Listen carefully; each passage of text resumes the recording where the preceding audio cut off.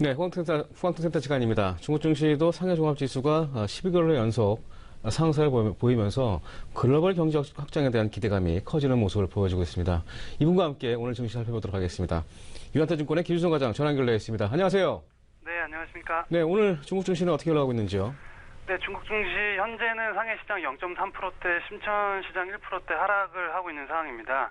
일단 중국 시장 자체가 연일 지금 상승을 거듭했기 때문에 정고점 수준에서 금주 오전 시장에서는 뭐 나쁘진 않았지만 오후 들어서 차익 매물 출회가 다소 이루어지고 있는 상황입니다.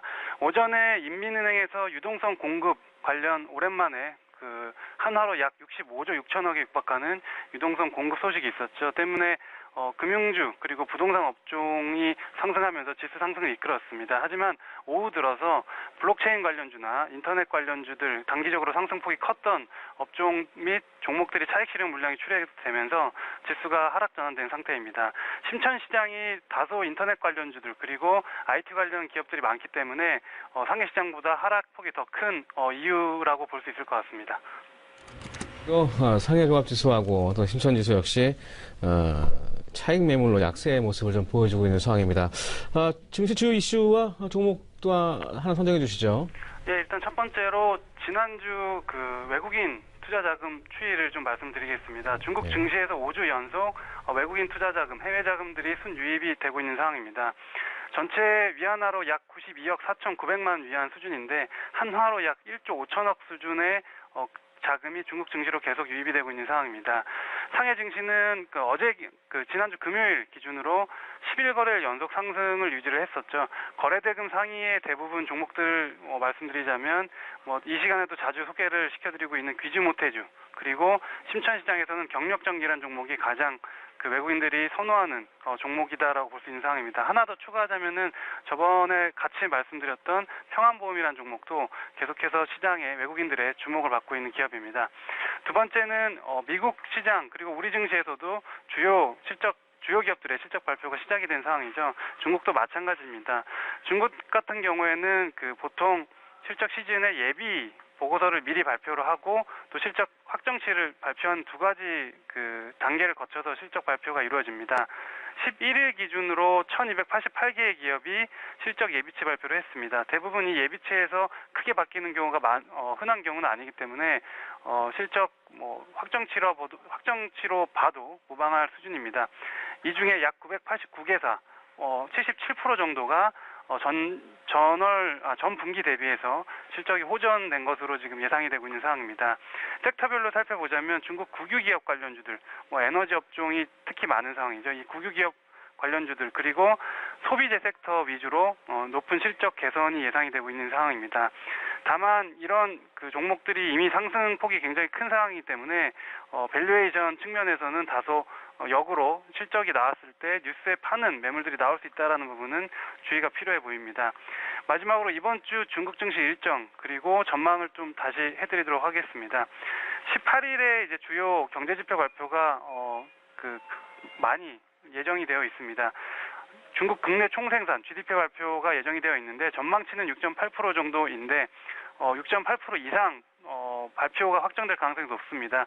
지난주에 리커창 총리가 6.9% 정도가 가능할 것이다라고 이미 언급을 했기 때문에 시장에서는 6.9% 정도는 나와줘야지 기대에 충족하는 전망치가 실적 확정치가 될 것 같습니다.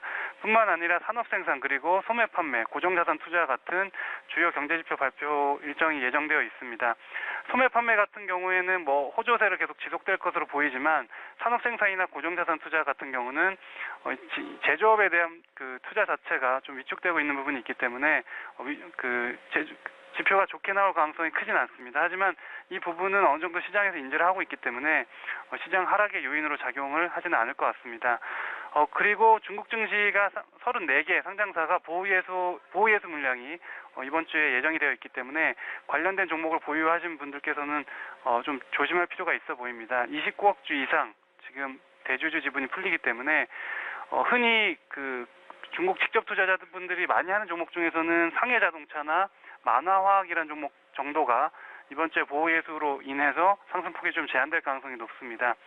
마지막으로 이번 주 오늘 기준으로 좀 관심주를 말씀드리자면 화하행복부동산이란 부동산 개발업체에 대해서 좀 말씀드리겠습니다.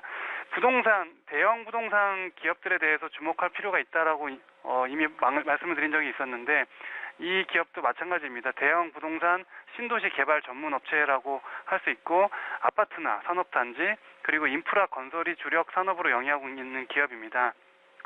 중국에서 추진하고 있는 징진지, 장강 경제벨트, 또 심양시 발전 개발 프로젝트 등 30여 개 프로젝트를 수행 중인 기업입니다. 좀 이해하기 쉽게 말씀드리자면, 우리나라에 서울이 있다면 주변의 신도시 개발 프로젝트를 주로 맡아서 하는 기업이다라고 볼 수 있고, 보유 부동산뿐만 아니라 아예 전부 그 건설 프로젝트를 처음부터 끝까지 수행하는 기업입니다. 2017년이 전체적으로 2016년 대비해서 부동산 판매액이 29.4% 증가한 것으로 지금 예상이 되고 있는데, 지금 중국의 대부분의 중소 부동산 업체들은 이미 도산을 하고 있는 상황입니다. 중국 정부에서 굉장히 크게 부동산 버블을 막기 위한 규제를 재작년 10월부터 시행을 하고 있기 때문인데요. 이에 반해 대형 3사들이 오히려 수혜를 받고 있다는 부분이 1년 동안 증명이 됐습니다. 때문에 한 2주에서 3주 전부터 올해 실적이 확정되고서부터 주가가 좋은 흐름을 지속을 하고 있는데, 이 부분은 2018년에도 좀 이어질 가능성이 높다라고 말씀드리겠습니다. 네, 알겠습니다.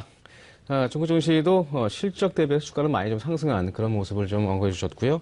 밸류에이션 대비 고평가 부분도 참고하시고 대응하시면 좋을 것 같습니다. 관심 종목으로 화행복부동산 언급해 주셨습니다. 지금까지 유가타증권의 김수영 과장이었습니다. 고맙습니다. 네, 감사합니다. 네.